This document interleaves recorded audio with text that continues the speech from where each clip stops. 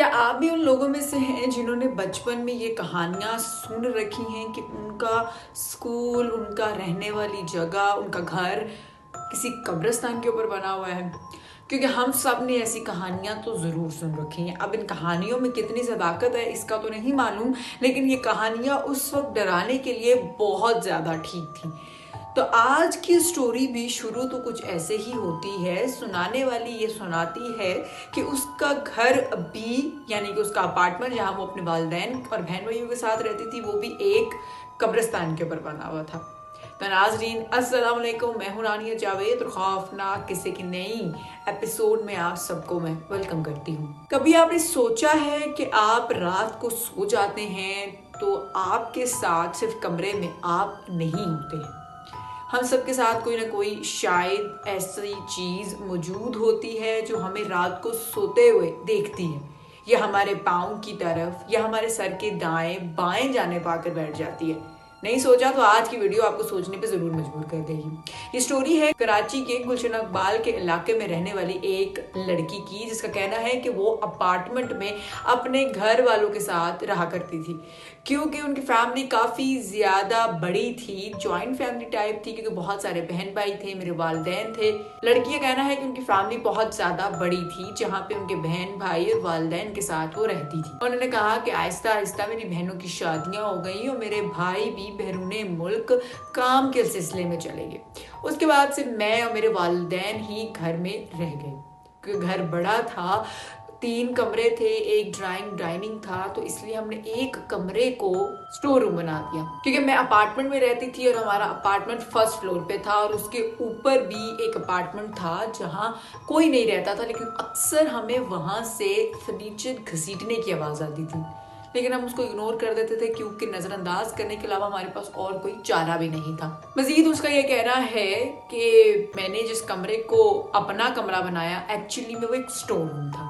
उस कमरे में कोई भी रोशनी आने का रास्ता नहीं था, उस कमरे में कोई भी खिड़की नहीं थी, इसलिए वो बहुत ज़्यादा ठंडा हुआ करता था। कराची की गर्मी में बचने के लिए यही हल था कि मैं ठंडे कमरे का इंतखाब कर लेती, इसलिए मैं वहाँ सोया करती थी। पहले कुछ दिन सोने में तो मुझे थोड़ा सा अजीब मालूम हुआ, क्योंकि रात को मेरी आंख खुल जाया करती थी, और वो भी इस तरह कि मेरा दिमाग जाग रहा होता था लेकिन मेरा जिस्म सोया होता था, कि मैं उठकर बैठ नहीं सकती थी। पहले कुछ 1-2 दफ़ा ये हुआ, लेकिन मैंने उसको इग्नोर किया। फिर उनका ये कहना है कि मैं रात को अक्सर नहा के सोया करती थी, ताकि सुबह ऑफिस जाने के लिए मुझे देरी ना हो। ऐसा ही हुआ कि उस दिन भी मैं नहा कर सोई और मैंने अपने तमाम गीले बालों को तकिए पे डाल दिया। मेरी आंख 2-2:30 बजे रात को खुली, क्योंकि मुझे वॉशरूम जाना था। मैं अपने कमरे का, यानी कि स्टोर रूम का वॉशरूम इस्तेमाल नहीं किया करती थी। तो मैं उठी, अपने वालिदैन के कमरे में उनका वॉशरूम इस्तेमाल करने गई, तो मैंने देखा कि मेरी वालिदा अपने पाँव को लेके बैठी हुई हैं। मैंने उनके पाँव दबाए और मैं वापस अपने कमरे में आ गई।